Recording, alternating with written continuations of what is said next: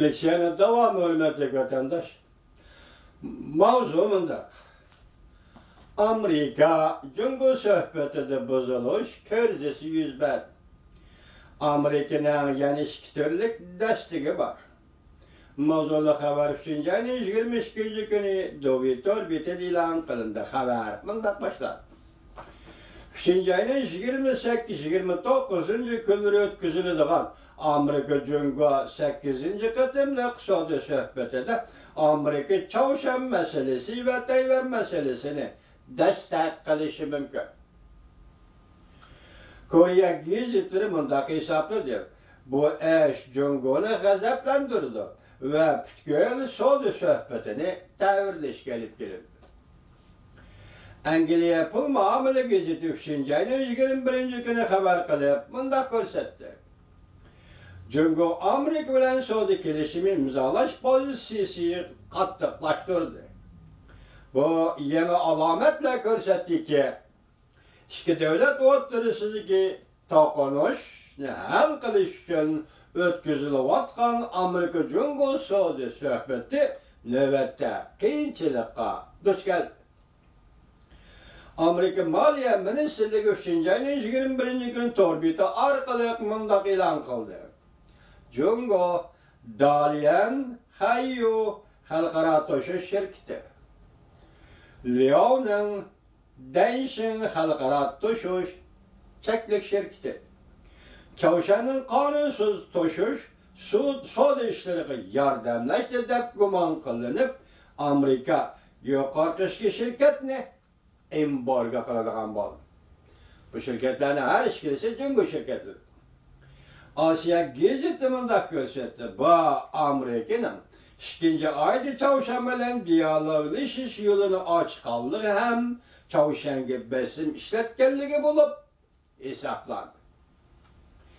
Bu to'g'rida Cungo'ning bayonotchisi Geng Shuang 22. kuni muxbirlarni kutib olish yig'inida bundaq ko'rsatdi.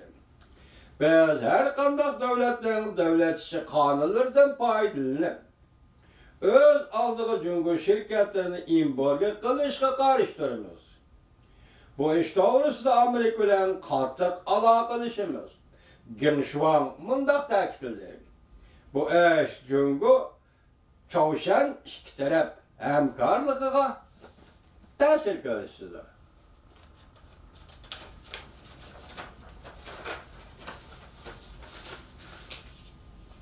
Amerika derhal xatoligini tuzish lozim. Ya'ni Geng Shuang bayonotchi yuqorqi shirkatni Amerika embargo qildi. Bu xatolikni derhal tuzish lozim. Çavuşan meselesinden başka Amerika'nın yanına Tayvan meselesi bo'yicha Cungo bilan ziddiyati bor.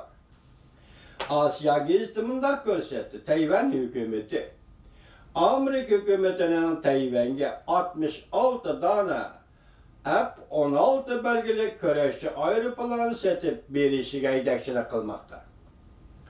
Agar Amerika hukumati bu ishni tasdiqlaydigan bo'lsa, Cungo'ga ma'lum darajada g'adirlanish yoki silkinish elib kelib.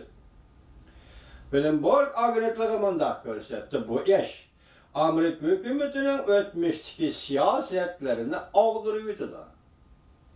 Tayvanga munosabatlik o'tmishdagi siyosatlarni og'dirib o'tadi. Tayvanga harbiy aeroplan setib berish. Belki aslida savdo urushi tufayli ikki davlat o'rtasida yuz bergan ko'ngilsizliklarning ustiga sarangi yiqib tashlagandek bir ish bo'ldi. Asiya gazeti xabar qilib mundaq ko'rsatdi. Amerika Cungo ikki davlat o'rtasida siyosiy ixtiloflarning tadrijiy keskinlashishiga ergishib, Çavuşan bilan Tayvan meselesi balkim Amerika bilan Cungo ikki davlat o'rtasida savdo suhbati elib borganda destek bo'lib o'rtaga chiqishi mumkin. Destek bo'lib o'rtaga chiqishi mumkin. Balki yuqorqi ikki masala, ya'ni Çavuşan meselesi, Tayvan meselesi savdo suhbatini texmi yomon vaziyatga tushirib qo'yishi mumkin.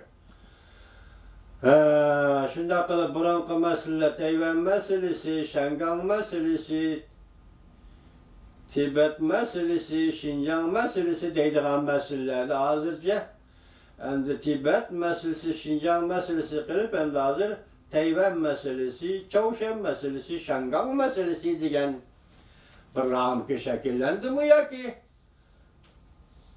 Bu yerda zaten kandak vaziyet var.